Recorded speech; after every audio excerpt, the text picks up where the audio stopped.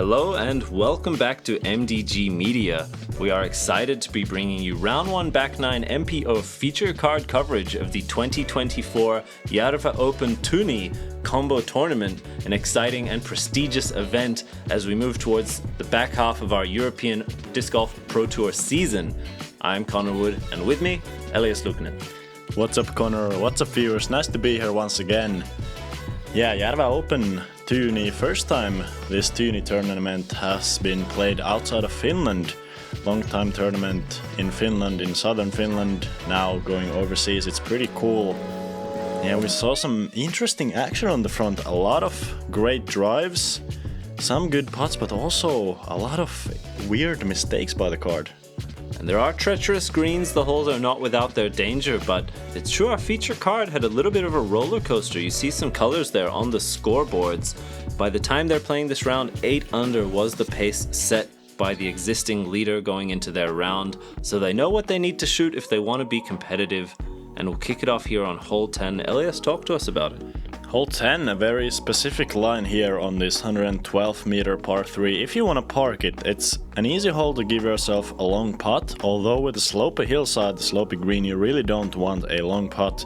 It's all about throwing a hyzer shot that pushes the backside trees as much as possible, of course without hitting them. Just hyzer in front of the backside woods, hopefully take a small skip down the hill, and if you don't get a bad rollaway, you're gonna be in the circle or just on the edge. Yeah, I think that long hyzer playing most nicely here. Just trying to crest over the hill and find some friendly ground play towards the basket. That one is caught up a little bit, but well within putting range, and looking downhill for Lauri just inside circle 1. We go now to Hjalmar, player who throws left-hand backhand, right-hand forehand, so does not really have a naturally leftwards moving shot on the hyzer angle. Is forced to turn one over here and look to be a really nice line, gets caught up on the back tree line, but very common result for a good shot. And this play from Sexton is not something that neither of us considered, and really nobody in the field considered, going straight through the backside, and look at that control. There is not a player in the world more consistent with a forehand roller, I believe, and just beautiful distance control. And he very well may have been the only player in an MPO field of 104 people to throw the forehand roller here on 10 to a great result. We see Roland, also fantastic shot, comes in at the base of the pin, gets some of the ground play on the slope, but really a fantastic shot, almost too pure from Roland. Might have liked to be slowed down a little bit. We go to Hjalmar here, has a slight low ceiling, a few trees he'll need to navigate on this putt, but certainly one that I think he wants. Yeah, hard to see from this angle, but he does definitely have a line at the basket. And look at that. Once again, as you mentioned, on the front nine, not really utilizing the lower body, just kind of standing there and using the arm, but great wrist movement there. And Roland here, after a tough putting front nine, gets it together here from outside the circle on 10.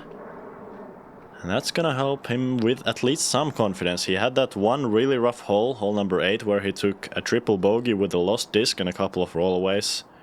So great to see him take that one birdie on 10 here. Lauri here dropping to the knee to control that downwards angle, flatten out his putting stroke a little bit, but catches high left chains and made with one of the easiest looking birdies you'll see here with this pin position on hole 10. Another slight adjustment from previous years.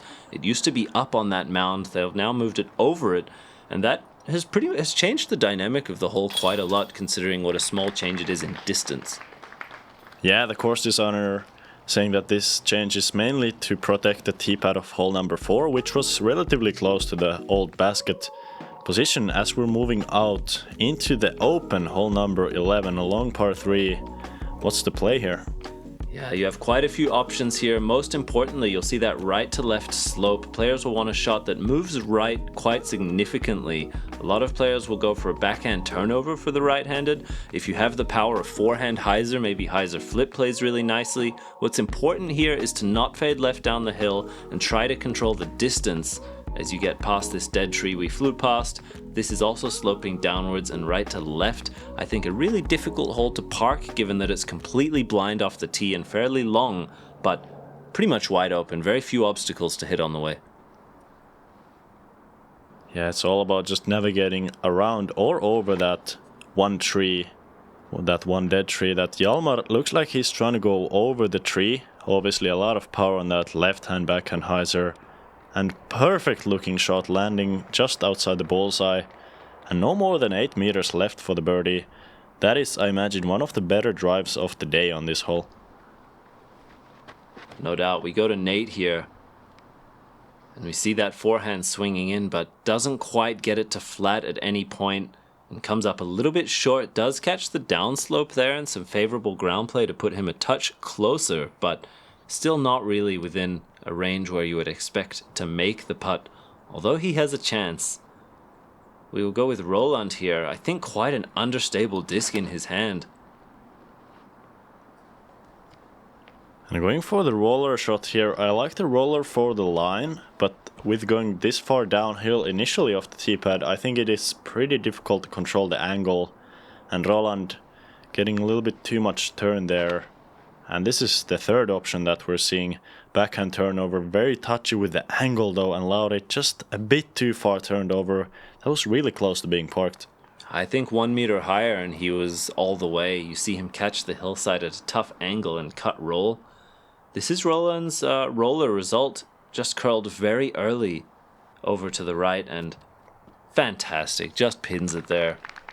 Quite a tricky approach. You see the flag here on top to provide players who come up short a look to where the basket is. Lauri here with a little flex bid. That dead tree, probably about 25 meters from the basket. Nate not even interested in the run. Although this hole actually does have... It is a bit of a sloped green, but it's definitely much easier than most greens on the front nine. As that's a good birdie from Hjalmar. I think this hole is actually starting the stretch on this back nine with some really flat greens. I think after this hole, it's maybe next time on hole number 18 that you really have a sloped green. Yeah, players do notice that the front nine and back nine each have their own character. They feel quite separate to each other, although you're in this beautiful park full of history here. They really have their own feelings, really, to both the back nine and front nine. One of the most exciting tee shots in Europe here. Hole 12, the top of the world. Downhill 214 meter par 4. You have OB lining the left and right, but a very generous fairway. A lot of players will try to land right about here, crashing over or through the trees on the right. They'll be left with a touchy approach into this well-guarded green. Players will most often throw a forehand hyzer over the hedge on the left. You can also spike a backhand over the tree line on the right of your screen. It really opens up depending on where you land off the tee shot. And I'd say this is one of the shots where distance off the tee is rewarded. For sure. And Hjalmar, after carding one of the only 5 birdies of the day on the previous hole, he's a bit inside here, really would like to be wider to the left. I think it's a tricky lefty drive because the hillside is pulling your disc left to right, so with the right hand backhand hyzer you can fight against that hillside versus with the left hand you're fading with the hillside. No doubt. The most traditional line here from Nate, the long hyzer fading before those group of trees where Hjalmar landed, and a healthy skip. That will be prime position for a forehand approach. Really just stock looking shot for Nate and prime landing zone. Yeah, especially this late in the day, it wasn't really windy at all. You can see the hedges of the trees are just slightly moving, but really not much wind to speak of. And this hole is... For this level of players, it is definitely one of the easiest holes, even though it is not one of the easiest as far as scoring average, only the 6th easiest hole on the course. But if you have a lot of distance on the backhand, the drive is just so far downhill, you can get to within 60 meters of the basket of the drive. And actually both Lauri and Roland are going to be in a tough spot, but still very manageable on the approach, able to find some of the few trees that are on this fairway. Hjalmar battling a very low ceiling here, just grounds his shot a touch early. He'll be left with a jump putt remaining. Another low ceiling, even on that. Will be tricky for him to continue that birdie streak he's set up here on the back nine. We go to Lauri, looking to play over the hedge and find himself on the green, and he sneaks through the tree line. Solid stuff, but again leaving himself at that range that he's been a little bit on and off at today in this first round. Yeah, it's gonna be another good chance to get some confidence to that putting stroke. He did have a couple of good putts on the front. Hole 2 he made a great death putt from 10 meters. Yeah, it's just all about getting that momentum and the feeling, really. You know, putting is such a feel thing. It's not about mechanics. You just need the disc coming out of the hand. Well, and we're gonna have a lot of birdie putts here. Everybody besides Hjalmar with a good chance. Nate from just outside the circle here. Oh, and what a beauty. Good height. You see him rely on that straddle. And it's good for that, getting 2 out of the first 3 here on the back nine. And Lauri actually much shorter than we thought, but this was a weird release. I was looking at his putt from behind and he fully pulled it to the right, didn't even hit chains. And Roland, good putt there, but Lauri actually is gonna have a bit of a comebacker. This is gonna tell a lot about his confidence on the green. Coming back from 6 meters after an air ball from 7.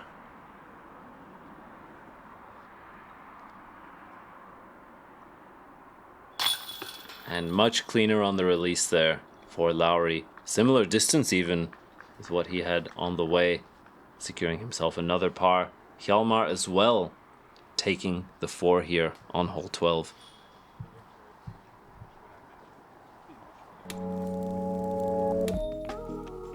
And as we see, Ega Kõur is still holding the hot round of the day with that 8 under.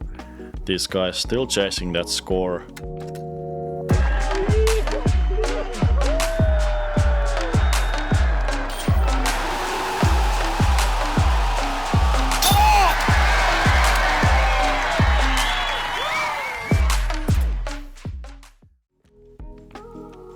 Moving on to another par 4, there's a long stretch of par 4s on this back nine that you can really, on all of them, pretty much use the same stable to overstable driver of the tee. Hole number 13 here, similar distance, 229. You wanna bite off about 120 to 130 off the tee, ideally even longer if there's a bit of a tailwind on this hole, which there often is. Important to avoid that right side OB, especially a lot of the players are throwing over that right side OB, trying to fade back inbounds. Important to put enough height on the shot to fade back in, and on the approach all about angle and distance control. Right to left slope, pretty touchy approach even for being from 100 meters. And you get some really fast ground play here. Nate swinging it wide, trying to find himself back in bounds. But you mentioned that early right side finds a lot of players some trouble, and he will not be in an ideal position. We go now to Roland. The use of height and stability are the 2 things which ensure players swing back left in bounds when they're playing this high, wide shot, and you see just exactly that there. With a healthy skip as well, even already pushing pretty close to left side OB. It's not the narrowest fairway, but just really hard to stick your disc in the green or on the grass accurately. And Hjalmar here looks like he did hit the first branch of the first bush, but really doesn't affect the shot. He had a lot of speed on the disc, just barely touching that bush, and he's gonna be in the perfect spot here. As Lauri also with the very common shot. This one is much wider though than the first 2 and needs to get back in bounds. Doesn't hit a thing, but he's still gonna be too far, right? And I feel like besides hole 1, that is really his biggest driving mistake so far. We see another errant shot for him, and what a break. Being well out of bounds, he gets a cut roll, bringing him back to safety. Some players can get caught up on the right side and just never come back in bounds for many throws in a row, and I think that throw exactly there cost or saved him multiple strokes, as he would have gained no distance without that cut roll. Roland with a hyzer approach into the green. Really nicely done. Just inside the circle, 9 meters for his putt. We go to Nate, who has this awkward stance around these bushes. Pretty nice release there, though, going with an overstable flex shot. And he's going to be putting for the birdie after a very tough position on the tee shot. That's a great result. And Hjalmar, this is a great line for the lefty backhand hyzer, but a little bit scary with the roll away as the hill is sloping from right to left. He does get the favorable result, though, and just on the edge of the circle there. And Lauri here, after a very fortunate third shot, this is going to be his fourth. Just parked for the bogey, really no bigger damage done. Could have easily been a triple bogey with that second shot. Certainly a good break for him. We go to Nate, looking uphill. Finds that one as well. Solid birdie as he finds himself 3 under now here on hole 13. And Hjalmar, honestly pretty cool. He hit the bush right in front of him on both throws and is still in the circle putting for birdie. It's rare you will see that. And unfortunately could not translate that one, but this is a hole where I think par is certainly all right. Elias, talk to us about the difficulty of this one. Yeah, it's playing quite difficult. The 4th most difficult hole on the course. 0.23 average over par on the field and only 19% birdies. So you're definitely taking over 1 stroke on the field if you're getting that birdie. And while, once again, as usual for this course, it's 2 very simple shots, you need to be quite precise, both on the drive and also on the approach with that hillside. But 2 birdies on the card, that's a solid result. Moving on to the longest hole on the course. What's the play here?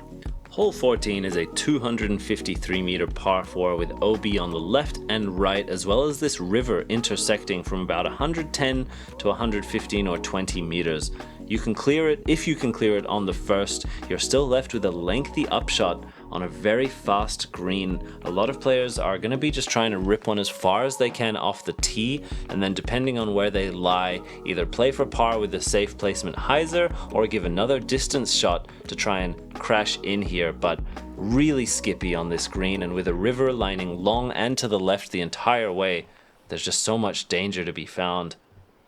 This guy taking it easy though.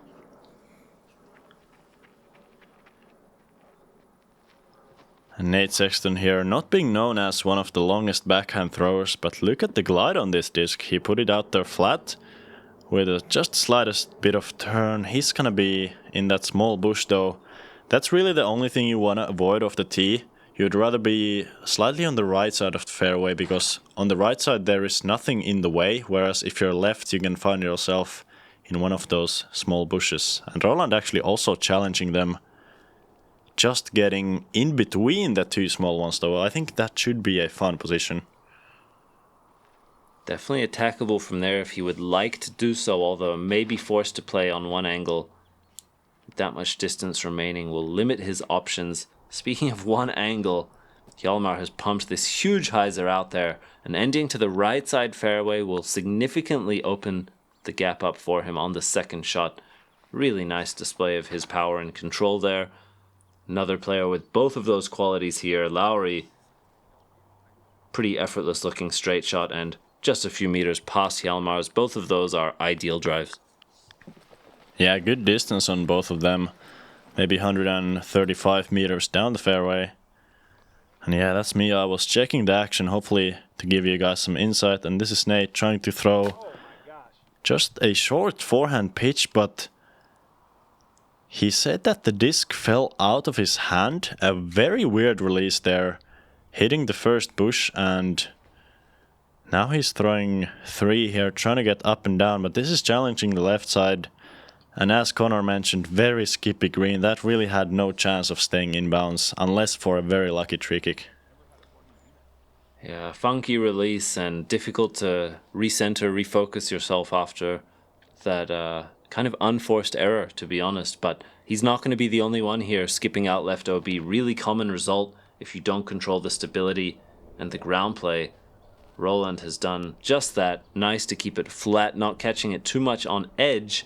However, you see, even from a good drive, really difficult to get into the circle in 2. We go now to Hjalmar. Prime position off the drive is going to be looking to give himself a putt. And a solid shot. He was trying to call for the disc to get some air. He knew it was going to be a little bit short. I feel like this approach plays a little bit better maybe for the backhand right-hand thrower, as you can fade your way into the circle. As Lauri there, he went with the mid-range, so that tells more about his drive than anything else. He was able to go with just a normally thrown mid-range. Didn't even look like he threw it full power.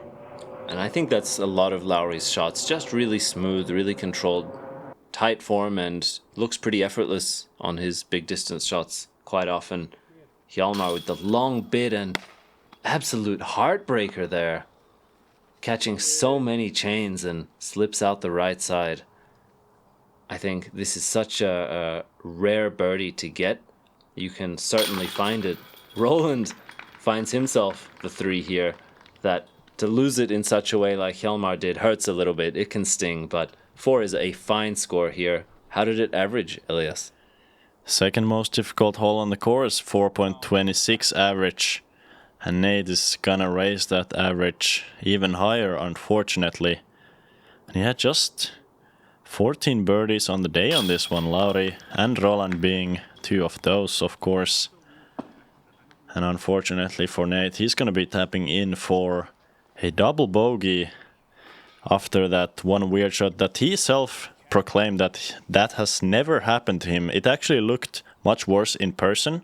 On the video you can't quite see how badly the disc fell out of his hand. But yeah, he was dazzled by it even a couple of holes forward. We'll see him here on hole 15. Gonna need to compose himself because this is another tricky hole. Kind of the end of the most tricky stretch. I think 12 through 15 really some of the most treacherous. You have this immediate inside hyzer line off the tee. Really important you control the width as you then begin to bend in a horseshoe manner. There is a mando tree about 100 meters up the fairway. You have to play around that. As you see it U-turn back into this very well-guarded green. There's really 2 options here. Some players will push a straight shot and then spike hyzer into the green. The alternative is to throw far enough to get around the mando and then try a little shortcut through the trees. I think the placement of your tee shot will really determine the strategy of the second, but most players are going to be throwing something slightly understable on a tight hyzer that does some late flip up to flat, finding some glide, and exactly as described there from Roland, that's a solid shot. Solid shot, but he's gonna be exactly in that range where he's not really sure whether he wants to go through the woods, just around the mando, or around the whole fairway as he was maybe designed. As Lauri here, he's gonna be too far. Had he finished a little bit more left, that would have been maybe fine. Actually, interesting note about this hole from the designer. He said that he wants people to maybe consider going through the woods on the second shot. It's an interesting choice because there's no well-defined fairway. If you were to play this on your own, you wouldn't really consider the shortcut as a viable option, but given how demanding the maybe intended line, or as you mentioned, one of the intended lines is, it's sometimes not even possible to have an angle to spike hyzer in. So exactly where we just saw Nate land, his real only option to try and find the birdie is this cut through the woods, but there is no real gap, so players are crafting sort of an unorthodox angle and never really the same shot more than once. And that's exactly what happened to Hjalmar, just trying to fight through the woods, find the biggest gap, and he was almost able to do that, just hitting some of the late trees.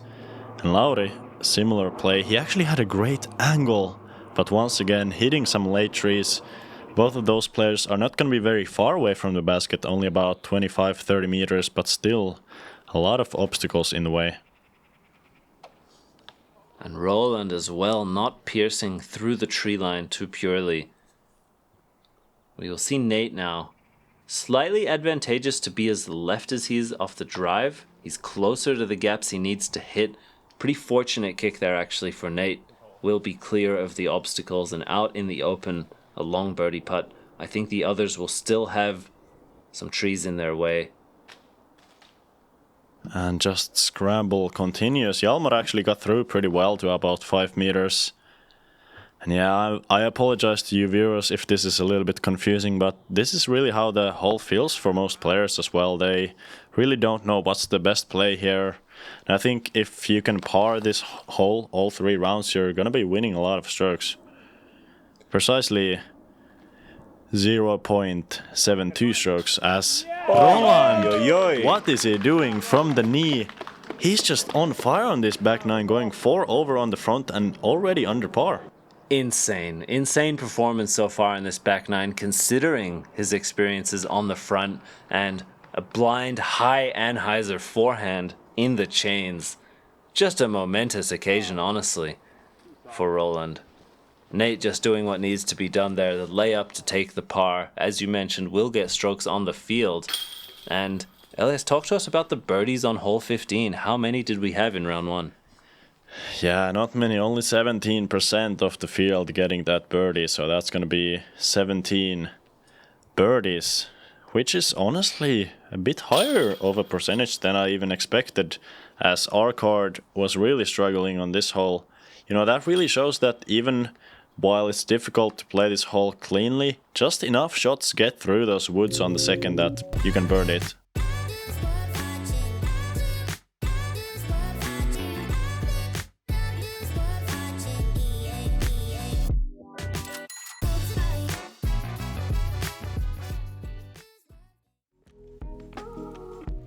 And after that very difficult stretch of par 4s, we're playing another par 4, this time much easier though. It is the easiest hole on the course, averaging 0.24 strokes below par. Off the tee it's very simple, you just have to throw 110 meter, maybe 120 meter hyzer to the fairway. The more right you can be, the better your angle is for the approach. And while the OB is a little bit scary on that right side, it's quite easy to be far enough right where you have a straight angle to this green. And yeah, on the approach, it's all about just staying below the ceiling, missing some of the trees on that right side, or if you don't have anything else to do, you might even go over the trees for the approach. I would agree the right side is advantageous, but left side is certainly birdieable. Even from where Roland is there, pushing left side OB, he'll have just another hyzer into the green. His gap will be smaller. As you mentioned, the right side opens it up, but I think one of the reasons this is one of the easiest birdies to get on the course is simply because you can play 2 very generous hyzers, you know, not super precise on the landing zone, and still have a long look. You don't need to do too much, just keep it in bounds. Hjalmar here. Another hole with a left to right slope that makes it slightly harder for the lefty, but he has a nice width to this and great control of the disc. Best position of the group so far. He's going to be closer to that right side. Pretty much a straight approach for Hjalmar compared to Lauri, and Roland will have to get around the trees somehow. And Nate here, another backhand. We're not seeing as many forehands from him as I would have maybe expected, him being more of a player that is known for the forehand compared to the backhand. I think on this hole particularly, the right to left wind is the most common, may contribute to his decision, and we see an approach there that crashes the trees, finds him in the circle. That will certainly play nicely. As we go to Roland here, going to make a decision whether he spikes over the trees, around them, or fades before them. And that's going to be around and very wide. He has actually pushed it too far right and a little bit too far in the direct line as well. And in fact, Roland is going to be in bounds there, but just barely, and in a big obstacle of a bush. As we see Hjalmar errant approach, pulling it to the left. And Lauri's pike hyzer trying to get over everything. This is challenging the long side OB, and yeah, really no chance of staying safe there.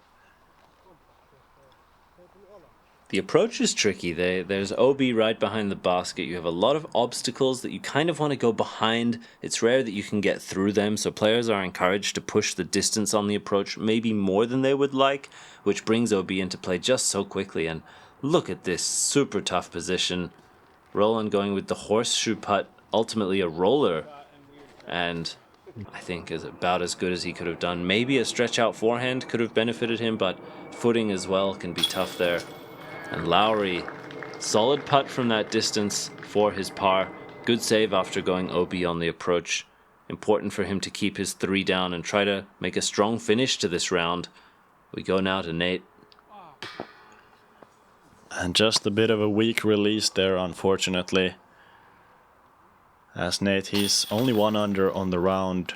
Really not the sort of score that you would like. All of these guys not shooting the hottest of rounds. They're still well in contention, as we mentioned, the hot round being 8 under. So 5 strokes back, even with the 3 under, is very manageable with 2 rounds and 2 holes to play. It's not gonna be easy to get one of those strokes back here on 17 though. As for a change, it's gonna be a very difficult par 3 on the back 9, 104 meters. Really doesn't do justice with how long this hole is playing, as we're going slightly uphill. But the main factor for making this hole play very long is an extremely low ceiling. There's also Mando on the left side, forcing all of the players contend with that low ceiling. It's really a dead straight shot, but you can throw it as hard as you ever want, as long as you stay under that low ceiling. Totally agree. A lot of players will disc up and throw it hard, just punch through the Mando gap and play the ground. The actual space for the disc's flight is so reduced by the low ceiling and the rising hill that anything that punches through with some air underneath it is pretty favorable. And we see here just how tight these gaps are. The Mando, I would say, is probably about 60 meters up the fairway, so the gaps you need to hit are fairly late, more than halfway off the fairway before you hit that gap. And Hjalmar has done well, finds himself even a bit of ground play. It's interesting to see the preferences of the players. I think visually it shapes kind of like a hyzer flip sort of shot, but the flex or even roller here from Nate makes it slightly larger and just makes the Mando incredibly close. You see that these changes they've introduced this year making the hole certainly more difficult than it has played historically. Yeah, more difficult and more forced lines. There's definitely less options on these holes that previously might have offered multiple different shot options. Now it's all about down the middle. And Lauri there just parks under the basket. Nate was actually very close to missing the Mando on the opposite side. So if you make the Mando and after making the Mando curl back on the wrong side of the tree, you're actually considered as a Mando misser. As look at this putt from Hjalmar. Once again, not even using the legs from 20 meters out. Generating so much spin on the release. Certainly enough for him there. We go now to Roland. Still circle 2, but good for it. I think just around circle's edge, actually fairly healthy looking putt. He's done well to save the 3. You see here Nate hustling to save his par as well here on 17. It's interesting to see the demeanor of the players after a round which might not be as good as they imagined, you know, seeing how comfortable they are on the course after some struggles. These guys aren't shooting terribly, but I think all of them coming in with really high hopes as we go into the final hole 18. Break it down for us, Elias. Legendary hole. You might remember this from 2014 and 2016 European Masters major tournament in Europe. Go check that out if you haven't seen the coverage. It's all about controlling the angle of the disc off the tee. It's a left to right slope with OB left, so the mistake to make here is more towards the right side. It also does open up your angle for the approach. If you can throw it far and be a little bit right off the tee, that's going to be great. Disc choice usually a straight or slightly understable or even slightly overstable distance driver, depending on what you prefer for the angle. And on the approach, it's all about staying left side of the basket or in line. You really don't want to land right because the risk of roll away is massive. I think a fun hole to end your round on, you know, this tee shot, you can really try and rip one up the hill, gain as much distance as you can to simplify the upshot as much as possible. But for Hjalmar, it's going to be really important that he controls the stability and fade with his throw coming into the slope. But fantastic, and that lush grass, really grabby there. Anything past that tree center frame is really a good shot that will give you a birdie look. We go now to Roland. Pretty high line here. I think the high line is better for having a stuff the landing. The disc really doesn't have a lot of speed, although when you're that high it's coming in at a spike angle, allowing for the risk for roll away. But Roland there, perfect position. Let's see if Lauri can follow. Bit of a lower line. I really love the release on this one. I think it's perfect. He gets the slow turn, that late fade, and he's high up on the hill. It might not look like a huge benefit compared to the shots, but if you're right down the hill, it plays at such a longer distance on the upshot. So being slightly higher up on the left side will give you a shorter shot in distance. Nate here as well, getting that long flip. Late stability, also a fantastic shot in a really ideal position. I said the left side makes it a shorter shot, but the right side opens up the angle, so both have their benefits. And now it's really up to execution here. A very tight window in both height and width that they'll need to hit to access the green.